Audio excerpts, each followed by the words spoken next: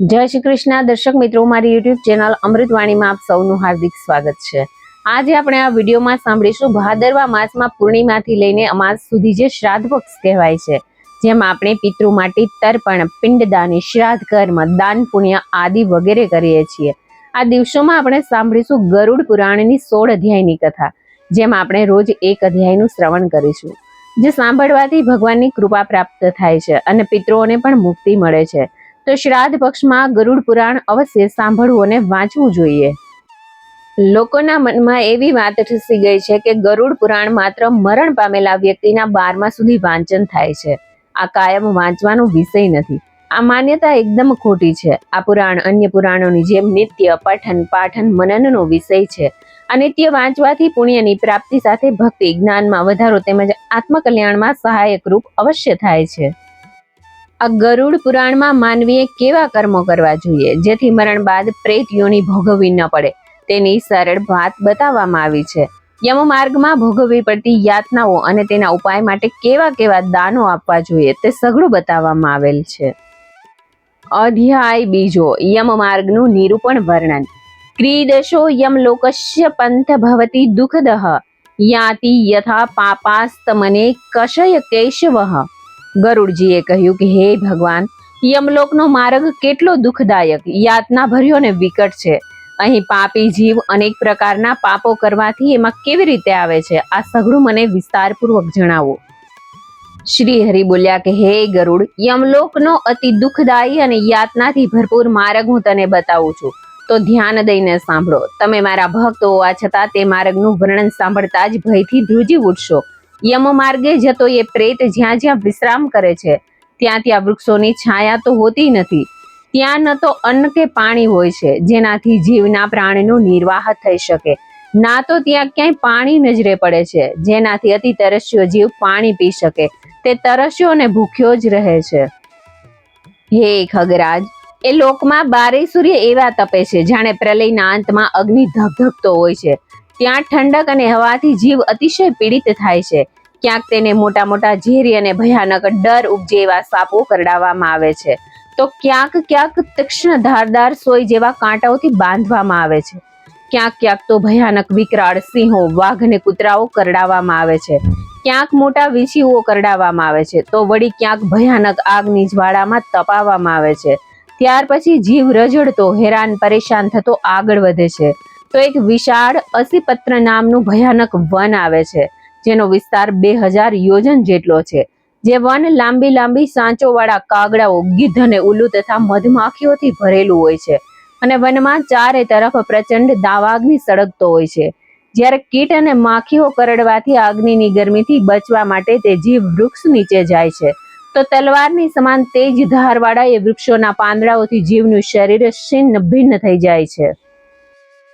ક્યાંક અંધારા કૂવામાં જીવને ધક્કો મારીને પાડવામાં આવે છે, તો વળી ક્યાંક પર્વતના શિખર પરથી પાડવામાં આવે છે। ક્યાંક છરાના ધારની સમાન તીક્ષ્ણ માર્ગમાં ચલાવવામાં આવે છે અને ક્યાંક ક્યાંક ખીલીઓ પર ચલાવવામાં આવે છે। ક્યાંક તે અંધકારયુક્ત ભયાનક ગુફામાં, ક્યાંક જળમાં, તો ક્યાંક ઝોકથી ભરેલા કીચડમાં ફેંકવામાં આવે છે અને ઝોકોથી કરડવામાં આવે છે, તો ક્યાંક જીવને સળગતી રેતી પર ચલાવવામાં આવે છે। ક્યાંક તાંબાની સમાન પૃથ્વી ઉપર, ક્યાંક અંગારા સમૂહમાં ઝોંકવામાં આવે છે, ક્યાંક ધુમાડાથી ભરેલા માર્ગ પર પણ ચલાવવામાં આવે છે। ક્યાંક આગની વર્ષા પર, ક્યાંક પથ્થરના ટુકડાનો વરસાદ, ક્યાંક ખારા કીચડનો વરસાદ થાય છે। ક્યાંક મોટી ભયાનક ગુફાઓ હોય છે, ક્યાંક કંદરામાં ઘુસાડવામાં આવે છે। આ રીતે જીવ અત્યંત પીડા સહન કરે છે અને એનું રૂપ એવું થઈ જાય છે જાણે જીવમાં પ્રાણ જ ન રહ્યો હોય। ક્યાંક ભયંકર અંધકાર છે, તો એના ઉપર આવવા માટે દુઃખ પહોંચાડે છે એવી મોટી મોટી શિલાઓ, ક્યાંક પરુ લોહીથી ભરેલા, ક્યાંક વિષ્ઠાથી ભરેલા કુંડ પણ છે, જેમાં જીવને જબરજસ્તી રહેવું પડે છે। જીવ પડતો આખડતો માંડ અડધે પહોંચે છે, ત્યાં મધ્ય માર્ગમાં વૈતરણી નામની એક ભયંકર ઊંડી નદી આવે છે, જેની વાત સાંભળતા જ ભલભલા બહાદુર માણસોના રૂવાડા ઊભા થઈ જાય છે। આ નદી 100 યોજન પહોળી હોય છે, જેમાં લોહી અને પરુ ભરેલું હોય છે અને માંસનો કીચડ હોય છે। આ નદી જેટલી વિશાળ છે એટલી ઊંડી પણ છે। એને પાર કરવામાં ભયાનક યાતનાઓ સહન કરવી પડે છે। એમાં અનેક જાતના ચિત્ર વિચિત્ર જળચર ઉપરાંત મોટા મગરમચ્છ તેમજ નાના મોટા માંસભક્ષી પશુ પંખીઓ રહે છે. હે ગરુડ, જેમ આગળની જ્વાળાથી કડાઈમાં ઘી ઉકળે છે, એ જ રીતે પાપી જીવને આવેલા જોઈને આ નદીનું જળ ઉકળવા લાગે છે. અને નદી ચારે તરફ સોયની સમાન મુખવાળા કીડાઓથી યુક્ત છે. વજ્રની સમાન ચાંચવાળા ગીધ અને કાગડાઓથી તે નદી ભરેલી છે. મગર, જેડો કાચબા અને માંસ ભક્ષી જળચરોથી ભરેલી એ નદીમાં છોડવામાં આવેલો જીવ ભયાનક ડર અને યાતનાઓના કારણે રડવા લાગે છે. અને રડતા રડતા જ પોકારો કરે છે કે હે ભાઈ, હે પુત્ર, હે પિતા. આવા શબ્દો તે વારંવાર બોલે છે. જ્યારે તે જીવ ભૂખ તરસથી પીડિત થાય છે, ત્યારે તેને રુધિર અને માંસ ખાવા પીવા મળે છે. નદી રક્તપૂર્ણ તથા ફીણથી ભરપૂર છે. મહાઘોર ગર્જના કરતી મહાભયાનક એ નદીને જોવા માત્રથી જ પાપી જીવ મૂર્છિત થઈ જાય છે. એમાં અનેક પ્રકારના સાપ અને વીછી ભરેલા હોય છે. એમાં પડેલા પાપી જીવની રક્ષા કરવા વાળું કોઈ નથી. તે પાપી જીવ નદીના સેંકડો હજારો ભંવરોમાં પડીને નીચે પાતાળે જાય છે, પછી ક્ષણવારમાં જ ઉપર આવી જાય છે. આ રીતે જીવ સર્વદા ચલાયમાન રહે છે. હે ગરુડ, પાપી જીવના પતન માટે જ આ નદી બનાવવામાં આવી છે. આવી ભયાનક અને યાતનાપૂર્ણ કષ્ટો આપવા વાળી નદીનો આરો ક્યાંય નજરે પડતો નથી. આ રીતે યમના માર્ગમાં અનેક પ્રકારના દુઃખો ભોગવતો રડતો બૂમો પાડતો પાપી જીવ યમલોક આવી જાય છે. કોઈને ફાંસીના માચડે ચડાવીને, કોઈને અંકુશોથી ખેંચીને, કોઈને શસ્ત્રોથી છેદીને યમદૂતો પાપી જીવને યમલોકમાં લઈ જાય છે. આ યમલોક અત્યંત કષ્ટદાયક છે. યમદૂત કોઈના નાકમાં દોરી નાખીને લઈ જાય છે, કોઈને કાનમાં દોરી નાખીને, કોઈને કાળ પાંસથી બાંધીને, કોઈને કાગડાઓની જેમ ખેંચીને પાપીઓને યમલોકમાં લઈ જાય છે. હાથ પગ ગળામાં શૃંખલા બાંધીને, એના પર લોખંડનો ભાર લાદીને એમને રસ્તા ઉપર ચાલવા પર મજબૂર કરે છે. ત્યાં ભયાનક ડર ઉપજેવા યમદૂતો મગદળથી મારે છે અને તે પાપી અને દુઃખી જીવ મોંમાંથી લોહી પાડે છે અને પછી એને ખાય છે. આવી ભયાનક યાતનાઓ વેઠીને પાપી જીવ પોતે કરેલા કર્મોને યાદ કરીને પસ્તાય છે અને પડતો આખડતો યમલોક માંડ પહોંચે છે. તે અજ્ઞાની જીવ યમલોકના માર્ગમાં જતા હા પુત્ર, હા પૌત્ર, હા પિતાજી કહીને વિલાપ કરતો દુઃખી થાય છે અને મનમાં વિચારે છે, ખૂબ જ પુણ્યથી મનુષ્યનો અવતાર મળ્યો છે. તે મેળવીને કોઈ ધર્મના કર્મો, ના તો કોઈ દાન ધર્મ કર્યું છે, ના તો અગ્નિમાં હવન કર્યો, ના તપસ્યા પણ કરી, અને ના તો દેવતાઓનું પૂજન કર્યું, ના તો વિધિપૂર્વક તીર્થોની યાત્રા કરી. એનાથી જે શરીર પોતાના માટે કરેલા કર્મોના ફળોને ભોગવ. ના બ્રાહ્મણોનું પૂજન કર્યું, ના તો ગંગા સ્નાન કર્યું, ના સાધુ પુરુષની સેવા ચાકરી કરી, ન તો ક્યારેય પરોપકાર કર્યો. આથી હે આત્મા, પોતાના કર્મોનું ફળ ભોગવો. પશુ પંખીઓ તથા મનુષ્યના હિત માટેના નિર્જળ દેશમાં ના તો જળાશય બંધાવ્યું, ના તો ગાય બ્રાહ્મણની જીવિકા માટે કોઈ દાન પુણ્ય કર્યું. આથી હે આત્મા, પોતાના કરેલા કર્મોને ભોગવ. ના તો ક્યારેય કોઈ ભૂખ્યાને અન્નદાન કર્યું, ના તો કોઈ ગાયને ઘાસચારો નાખ્યો, ના તો વેદશાસ્ત્રના અર્થો પર શ્રદ્ધા કરી, ના તો ક્યારેય પુરાણોને વાંચ્યું કે સાંભળ્યું, ન તો ક્યારેય કથાવાચક વ્યાસનું પૂજન કર્યું. આથી હે જીવ, પોતાના કરેલા કર્મોના ફળને ભોગવ. મેં પોતાના સ્વામીની આજ્ઞાનું પાલન પણ ક્યારેય કર્યું નથી, ના તો પોતાના પરિવર્તન ધર્મનું પાલન કર્યું, ના તો ક્યારેય મોટાઓનો આદર સત્કાર તથા સેવા કરી. આથી હે શરીર, પોતાના કરેલા કર્મને ભોગવ. સ્ત્રીઓનો પરમ ધર્મ પતિની સેવા કરવાનો જ છે.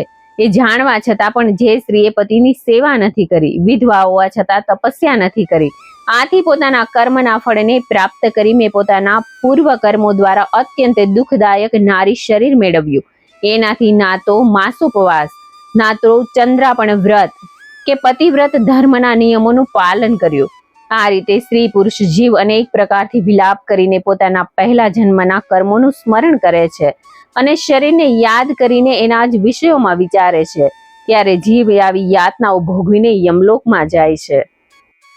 એની આગળ ભગવાન શ્રીહરિએ ગરુડજીને કહ્યું કે મનુષ્ય પ્રેત રૂપી જીવ વાયુની સમાન 17 દિવસ સુધી ચાલે છે. 18મા દિવસે તે સૌમ્યપુર નગરમાં પહોંચે છે. ત્યાં મોટા મોટા પ્રેતોના ગણો રહે છે. ત્યાં એક સુંદર વટવૃક્ષ પણ છે અને એક નદી છે. આ નદીનું નામ પુષ્પભદ્રા છે. જીવ અહીં યમદૂતોની સાથે નિવાસ કરે છે અને પોતાના બધા જ તીર્થો અને સ્ત્રી, પુરુષ, પુત્ર વગેરેની યાદ કરીને દુઃખી થાય છે. અહીંયા પર મનુષ્ય, મિત્ર વગેરેની ચિંતા કરે છે. ત્યારે યમદૂત એને પૂછે છે કે હવે તારા મિત્ર અને સર્વે સાથીઓ ક્યાં ગયા? હવે તો તારે પોતે કરેલા કર્મનું ફળ ભોગવવાનું છે.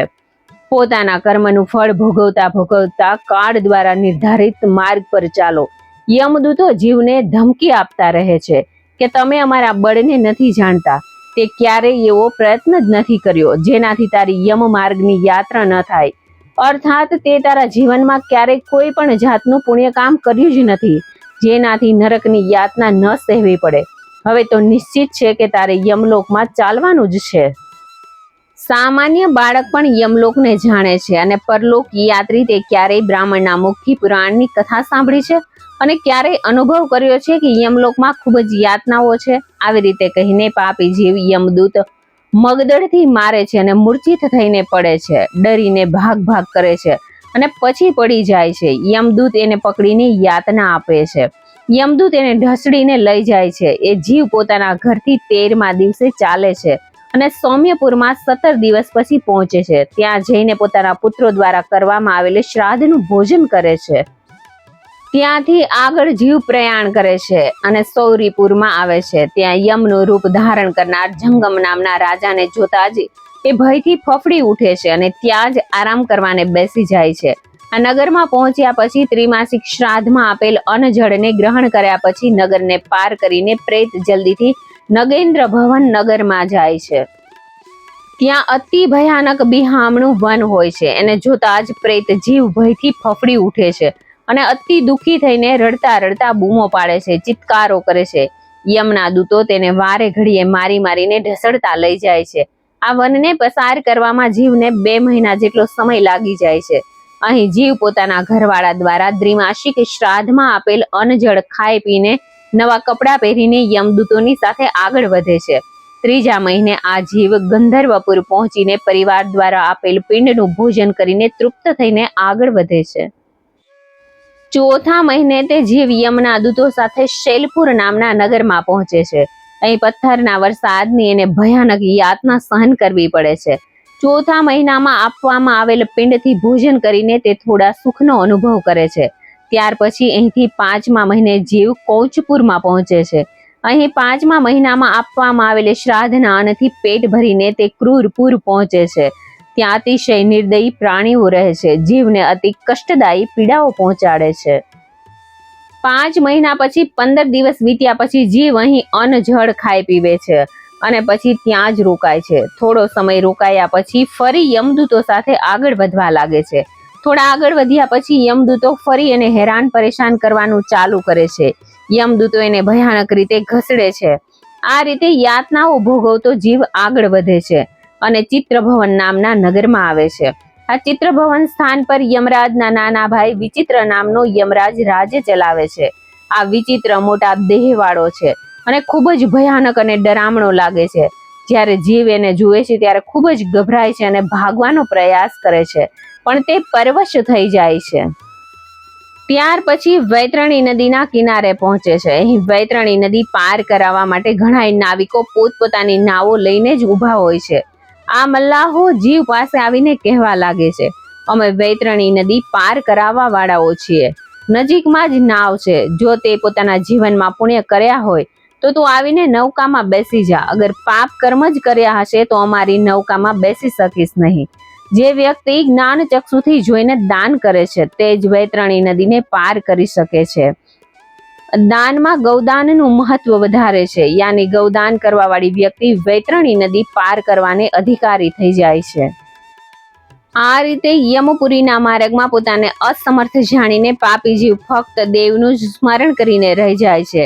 પાપી જીવે ઉકળતી નદીને જુએ છે. એના પછી આકાશમાં વિહાર કરવા વાળા યમદૂતો એ પ્રેતના મુખમાં કાંટા ફસાવી દે છે અને ડૂબતા પ્રેતને માછલીની જેમ ઘસેડીને નદીને પાર પહોંચાડે છે. અહીંયા આવીને જીવ 6ઠા માસના શ્રાદ્ધનું અન્નજળ ખાઈને થોડીક રાહત અનુભવે છે. એ ખૂબ જ ભૂખ્યો હોય છે અને ભૂખ તરસથી આકુળ વ્યાકુળ થઈને પૂરા માર્ગમાં વિલાપ કરતો ફરે છે.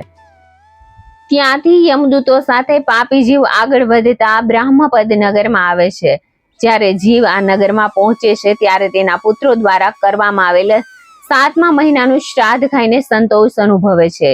એનાથી આગળ ભગવાન શ્રીહરિ ગરુડજીને કહે છે કે હે ગરુડજી, બ્રાહ્મય પાદ નગર પાર કરીને જીવ દુઃખદપુર નગરમાં પહોંચે છે અને ત્યાં આકાશ માર્ગથી ચાલીને અનેક પ્રકારના દુઃખો અને અસહ્ય યાતનાઓ ભોગવીને પારાવાર દુઃખી થઈ જાય છે અને પોતે કરેલા પાપ કર્મોને યાદ કરીને રડવા લાગે છે. અહીં જીવને 8મા મહિનાનું એના કુટુંબીજનોએ કરેલી શ્રાદ્ધ આપવામાં આવે છે. તેને અન્ન જળ વગેરે મળે છે અને તે ભોજન કરતો કરતો આગળ ચાલે છે. 9મો મહિનો પૂરો થતા જ જીવ નાના કંદપુરમાં જાય છે.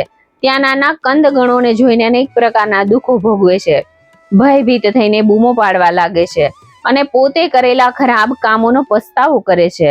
અહીંયા પર યમદૂતો એને ફરીવાર ડમરાવે છે, ભયંકર રીતે ધમકાવે છે અને પ્રતાડિત કરે છે. ત્યાર પછી તે જીવ 10મા મહિને સુપ્તપુરના ભવનમાં જાય છે. ત્યાં પહોંચીને જીવ 10મા મહિનાના પિંડદાનને પ્રાપ્ત કરે છે, પરંતુ અતૃપ્ત રહી જાય છે. ત્યાર પછી રૌદ્રનગરમાં જીવ 11મા મહિને પહોંચે છે. અહીંયા ફરીથી એ જીવ શ્રાદ્ધનું અન્ન જળ ખાઈને પીને થોડી તૃપ્તિ મહેસૂસ કરે છે. આ રીતે શ્રાદ્ધ અને પિંડોનું અન્ન જળ ખાતો પીતો જીવ 15 દિવસ પછી પયોવર્ષણ નગરમાં પહોંચે છે. આ નગર ખૂબ જ વિચિત્ર હોય છે. અહીંયા પર પાપી જીવને દુઃખ આપવા વાળો વાદળો સતત વરસતા રહે છે, જે જીવને જરા પણ આરામ લેવા દેતા નથી. ત્યાર પછી જીવ અહીં થોડા ઘણા સમયમાં આપવામાં આવેલા શ્રાદ્ધના અન્નને અતિ મુશ્કેલીથી અને કષ્ટથી ખાય છે. જ્યારે વર્ષ પૂરું થઈ જાય છે ત્યારે પાપી જીવ સીતા નગરમાં પહોંચે છે. આ સ્થાન પર હિમાલય પર્વત કરતા પણ વધારે ઠંડી પડતી હોવાથી જીવ ઠંડીના લીધે ઠૂઠવાઈ જાય છે. અહીંયા પર આવીને જીવ ન ફક્ત ભૂખથી પીડિત થાય છે, બલકે એને અતિશય ઠંડી પણ સતાવે છે. આ રીતે અહીંયા ફરીથી તે ઠંડી અને ભૂખથી પીડિત થઈને ચારે દિશાઓમાં જોતો જોતો પોતાના કોઈ બંધુ બાંધવને શોધવાનો પ્રયત્ન કરે છે અને અતિશય દુઃખી થઈને વિચારે છે કે જો કોઈ પોતાનું બંધુ હોય તો તે મારી સહાયતા કરશે, મને આ પારાવાર યાતનાઓમાંથી છોડાવશે અને ઘરે લઈ જશે, મારા અતિશય દુઃખને ઓછું કરશે. આવું વિચારવા પર યમદૂતો એને ચેતવણી આપે છે કે શું તે કોઈ એવા પુણ્ય કર્યા છે જે અહીં આવવા પર કોઈ તારી મદદ કરે? તું તારા ક્યાં પુણ્યના જોરે પોતાના દુઃખને ઓછું કરવાનું વિચારી રહ્યો છે? એવું તે કયું પુણ્ય કર્યું છે જેનાથી તારા પાપો નષ્ટ થઈ જાય? જ્યારે યમદૂત જીવને આ રીતે કહે છે ત્યારે અતિશય પીડિત થાય છે, કેમ કે એમણે પોતાના જીવનમાં ડગલે ને પગલે પાપ કર્મ જ કર્યા હોય છે. ન તો ક્યારેય દાન કર્યું છે, ન તો જીવનમાં હરિસ્મરણ કર્યું છે. અહીં વર્ષના અંતમાં આપવામાં આવેલ શ્રાદ્ધના પિંડદાનને ખાઈને ધૈર્ય ધારણ કરે છે. 1 વર્ષ પૂરું થતા તે યમલોકની પાસે આવેલા બહુભીટીપુરમાં આવે છે અને પછી તે પોતાના મળેલ નાનકડા શરીરનો ત્યાગ કરી દે છે. મનુષ્ય જીવ પોતાના કર્મોના ફળ ભોગવવા માટે જ અંગૂઠા જેવડા દુઃખોથી ભરેલા શરીરને મેળવીને યમદૂતોની સાથે જાય છે. અને જે જીવોએ મૃત્યુના સમયે કોઈ પણ જાતનું દાન કરેલ નથી અને ન કરવાથી ધર્મ સંચય કર્યો નથી, તે યમદૂતો દ્વારા બાંધવામાં આવેલા દ્રઢ બંધનમાં ખૂબ જ યાતનાઓ અને દુઃખ ભોગવે છે. હે ગરુડરાજ, આ સઘળું વિવરણ ધર્મરાજના નગરના 4 દ્વારોમાંથી એક દક્ષિણ માર્ગનું વિવરણ છે. મેં તમને બતાવ્યું છે કે દક્ષિણ માર્ગથી કયા પ્રકારે પાપી જીવ જાય છે અને કેવી કેવી અને કોના દ્વારા યાતનાઓ મળે છે, તે કયા રૂપમાં ભૂખ્યો તરસ્યો જઈને કયા રૂપોમાં કષ્ટ સહન કરે છે. હે ગરુડજી, હવે તમારે શું સાંભળવાની ઈચ્છા છે તે મને જણાવો, હું તમને સંભળાવીને અવશ્ય સંતુષ્ટ કરીશ. इति श्री गरुड़ पुराणे सारोद्धारे यम मार्ग निरूपण नाम द्वितीय अध्याय समाप्त. जय श्री विष्णु भगवान. जय श्री कृष्ण. મને સાંભળવા માટે ધન્યવાદ.